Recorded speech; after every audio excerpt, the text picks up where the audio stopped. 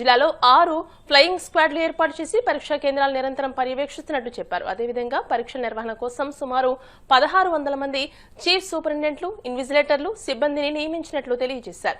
Transport, వైద్య, ఆరోగ్య, revenue, police, విద్యాశాఖల సమన్వయంతో పరీక్షలు సజావుగా కొనసాగుతున్నాయని కలెక్టర్ పేర్కొన్నారు.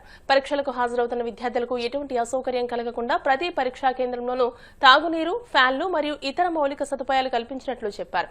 పరీక్షల సమయంలో మాస్ కాపీయింగ్ వంటి అక్రమాలకు ఎట్టి పరిస్థితుల్లోనూ తావివ్వకూడదని సంబంధిత అధికారులకు కలెక్టర్ ఆదేశాలు జారీ చేశారు. ప్రతి పరీక్షా కేంద్రంలోనూ క్రమశిక్షణతో పారదర్శకంగా పరీక్షలు నిర్వహించేందుకు అధికారులు అప్రమత్తంగా ఉండాలని ఆమె సూచించారు.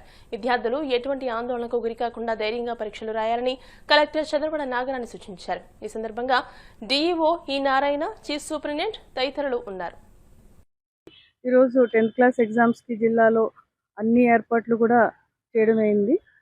132 సెంటర్స్లో 24,167 మంది స్టూడెంట్స్ ఈరోజు 10th క్లాస్ మొదలు పెడుతున్నారు.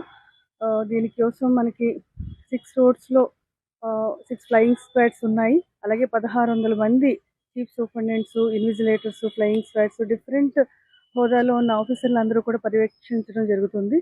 దీనికోసం అన్ని departments, transport, medical and health, revenue, police, education అన్ని డిపార్ట్మెంట్స్తో ఎడ్యుకేషన్ డిపార్ట్మెంట్ వీరందరితోటి సమన్వయం చేసుకుంటూ ఎగ్జామ్స్ని పీస్ఫుల్గా కండక్ట్ చేయడానికి చేస్తాం. అలాగే పిల్లలకి క్లాస్ రూమ్లో ఫ్యాన్, డ్రింకింగ్ వాటర్ ఇవన్నీ కూడా జాగ్రత్తగా చేయడం.